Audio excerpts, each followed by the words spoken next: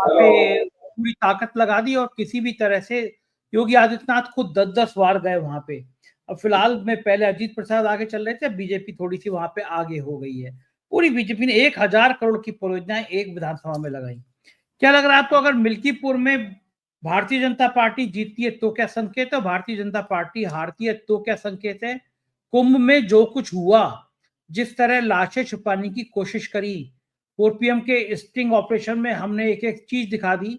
67 लाशें हमने इस देश में, हम अहंकार नहीं कर रहे, लेकिन अगर 4PM नहीं होता तो खुलासा कभी नहीं होता। रात की घटना थी, किसी भी चैनल पे खबर नहीं थी कि वहां कोई मरा है। सीएम ने प्रेस कॉन्फ्रेंस कर दी कि कुछ लोग घायल हैं। हमारे रिपोर्टर क्षितिज कांत पोस्टमार्टम हाउस पे खड़े हुए और मैंने लगभग 9, साढ़े 9 बजे से लाइव शुरू किया और हम लोगों ने दिखाया कि कैसे एक एक करके लाशें आ रही हैं वहां पे। उसके बाद में स्टिंग ऑपरेशन भी किया, क्षितिज कांत ने 67 लाशें दिखाई। इतना खराब कुंभ की व्यवस्था कभी नहीं हुई अखिल जी। लोग परेशान है। कल फिर वहां पे आग लगी। मंत्री जो हैं वो एक्ट्रेस, ग्लैमरस जो एक्ट्रेस हैं, उनको वीवीआईपी प्रोटोकॉल देके घुमा रहे हैं। एक इन्फ्लुएंसर है तानिया जी सुनायन को बड़ा लंबा भुगतान किया टूरिज्म डिपार्टमेंट ने, लेकिन जब वो खुद फंस गई, खुद की जान पे आ गई, तो उन्होंने पोल पट्टी खोल दी। अखिल जी, योगी आदित्यनाथ की छवि को क्या कुंभ के बाद बहुत बड़ा डेंट लगा है, मानते हैं आप? और क्या परिणाम होने वाला है उत्तर प्रदेश की और दिल्ली की जंग में? देखिए, जो मूल प्रश्न आपने पूछा था कि मिल्कीपुर के अंदर अगर सपा जीतेगी तो क्या रिजल्ट, उसका निष्कर्ष निकाला जाए, और अगर बीजेपी जीतेगी तो क्या निष्कर्ष निकाला जाए। देखिए, अगर मिल्कीपुर सपा जीतती है, जो जीतना चाहिए, देखिए दो चीजें, एक तो जनता किसे वोट कर रही है और दूसरा है कौन जीतती है।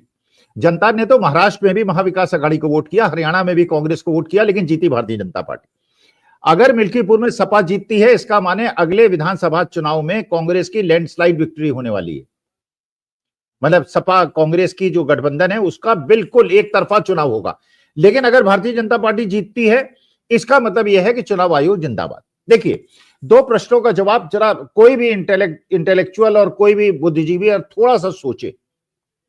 जो राहुल गांधी ने कल की प्रेस कॉन्फ्रेंस में उठाया, भाई आप खुद सोचिए, अचानक भाई एक चुनाव आयोग की एक प्रक्रिया है। जब लोकसभा चुनाव हुए, घर घर जाके उन्होंने वोटर सब चेक किए, कौन वोटर है कौन वोटर नहीं है।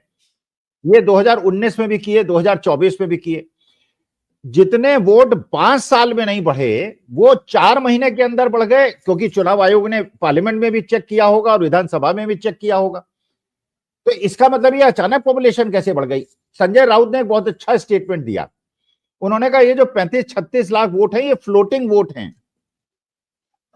ये पहले हरियाणा के अंदर ऐड किए गए थे, हरियाणा से महाराष्ट्र, हरियाणा से निकले और महाराष्ट्र चले गए, महाराष्ट्र से दिल्ली आए, अब दिल्ली से ये देखिएगा बिहार चले जाएंगे, फिर उसके बाद उत्तर प्रदेश आ जाएंगे।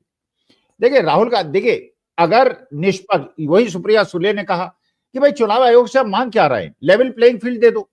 लेकिन अगर आप ये सोचिए कि देश की जनता को ये देख रहे हैं, बेड़ियां डाल के अमेरिका भेज रहा है डोनाल्ड ट्रंप, वो देख रहे हैं कि डोनाल्ड ट्रंप आपको इंपॉर्टेंस नहीं दे रहा, वो देख रहे हैं कि आरबीआई के और गवर्नमेंट के दो परिवर्तनों के बावजूद कि आपने 12 लाख तक का इनकम टैक्स फ्री कर दिया। कल आरबीआई ने इन्फॉर्म किया कि साहब रेपो रेट और रिवर्स रेपो रेट को 0.25% घटा दिया। इसके बावजूद शेयर मार्केट गिरा, इसके बावजूद शेयर मार्केट गिरा। इसका मतलब यह है कि आप एक्सटर्नल अफेयर के मामले में, इंटरनल सिक्योरिटी के मामले में, अपने देशवासियों को बचाने के मामले में, शेयर मार्केट को बचाने में, नौकरियां देने में, हर चीज में फेल हो गए। लेकिन इसके बाद अगर आप चुनाव जीत रहे हैं, इसका माने चुनाव आयोग जो चाहेगा वो करेगा। संजय जी, हम लोग डिस्कशन करते रहेंगे। दूसरे चैनल मैंने यही कहा था, शुरू में आम आदमी पार्टी लीड करेगी और अंत में जब रिजल्ट आएगा तो भारतीय जनता पार्टी विजयी घोषित हो जाएगी। फिर हम आप एनालिसिस करते रहेंगे ऐसा क्यों हुआ। ये बात तो ठीक कह रहे हैं, आप आ जाएंगे, लेकिन बस एक आखिरी बात और पूछूंगा, फिर दोबारा राउंड में आपके पास आऊंगा। मायावती के लिए बड़ी सकून बड़ी बात है कि दिल्ली की संगम बिहार सीट है, उसमें बसपा का प्रत्याशी आगे हो गया है। ये बिल्कुल शॉकिंग खबर है। मायावती को बिल्कुल संजीवनी मिल जाएगी अगर एक सीट दिल्ली जीत जाती है। हालांकि मायावती भी जानते हैं कि अगर थोड़ी कम सीटें रह गई तो वो उनका प्रत्याशी उनके साथ रहते नहीं है। आपका क्या मानना है अखिल जी? नहीं, देखिए असली मुद्दा वही है कि चुनाव आयोग जो चाहेगा वो करेगा, जहां उन्हें लगेगा कि बीजेपी ये, लेकिन वो वास्तविकता में आम आदमी पार्टी से बदला लेना चाहते हैं। और आम आदमी पार्टी ने जिस प्रकार से 2013 में अपना परिवर्तन किया था रुख में, उसके बाद फिर वो भारतीय जनता पार्टी को ही उन्होंने धोखा दे दिया जिनके कंधे पे बैठ के आए थे। तो भारतीय जनता पार्टी आम आदमी पार्टी को छोड़ेगी तो है नहीं। अरविंद केजरीवाल भी इसीलिए समस्या में है, सिसोदिया भी समस्या में है, क्योंकि वो उन्हें सौरभ भारद्वाज से कोई समस्या नहीं है, उनको वो जिता देंगे। तो जिसको वो चाहेंगे जिताएंगे, जिसको वो चाहेंगे हराएंगे। उनकी अपने टारगेटेड सीट्स हैं और टारगेटेड सीट्स पे वो अपने हिसाब से सारी वो बिठाएंगे। तो अगर बहन मायावती को उन्हें थोड़ा भी महत्व देना और उत्तर प्रदेश में उनका उपयोग करना है, हो सकता है एक सीट उन्हें जिता दें, लेकिन मुझे लगता नहीं है कि संगम विहार की सीट बसपा का कैंडिडेट जीतेगा। अंत में देखते हैं, अगर जीत जाएगा तो बहुत अच्छी बात है। बिल्कुल ठीक बात है। हेमंत कुमार जी सीनियर जर्नलिस्ट हमारे साथ जुड़ गए हैं। पल पल आंकड़े बदल रहे हैं, बीजेपी आगे बढ़ती हुई नजर आ रही है। हेमंत जी, क्या प्रतिक्रिया है आपकी, क्या रुझान रहने वाले हैं और क्या संकेत भविष्य में इस राजनीति के होंगे? माइक अनम्यूट कर लीजिएगा हेमंत जी, बताइए। जी धन्यवाद। संजय जी, जो ट्रेंड आ रहा है वो तो आपके खिलाफ ही जाता हुआ दिख रहा है, लेकिन एक चीज, इस चुनाव के नतीजे जो भी आए थोड़ी देर में स्पष्ट हो जाएगा, लेकिन ये साफ है कि इस देश में इलेक्शन कमीशन की साख बिल्कुल खत्म हो चुकी है और लेवल प्लेइंग फील्ड का जो सवाल है वो इलेक्शन कमीशन प्रोवाइड नहीं कर पा रहा है।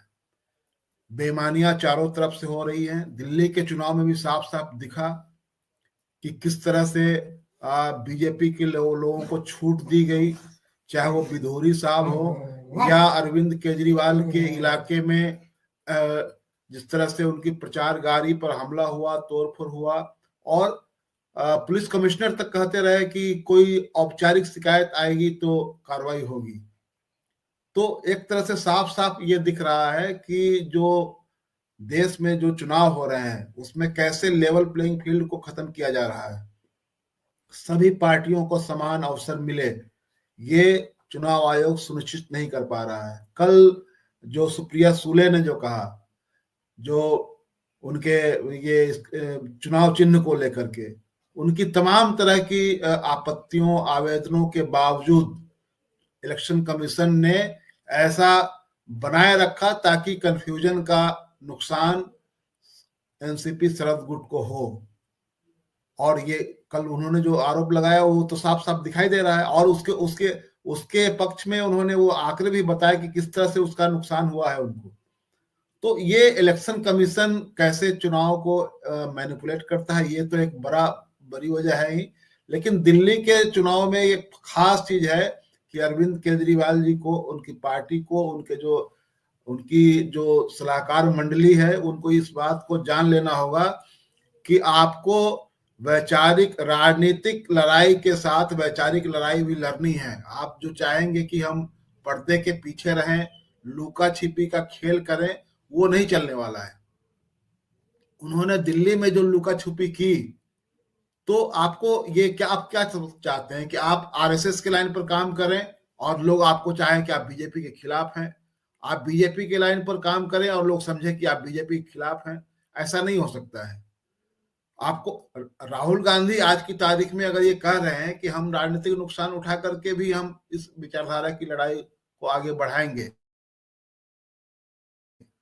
तो इसको समझने की जरूरत है, क्योंकि इस देश में ये वैचारिक लड़ाई है। ये बिल्कुल ठीक बात है। मैं आऊंगा इस लड़ाई को अगर आप आगे नहीं बढ़ाएंगे तो मुझे लगता है कि राजनीतिक नुकसान तो होना ही होना है। बिल्कुल ठीक। मैं आऊंगा, जो ट्रेंड है उसमें जो वोट प्रतिशत इनके पास जा रहा है बीजेपी का, उससे साफ साफ लग रहा है कि ये चुनाव उनकी तरफ जा चुका है।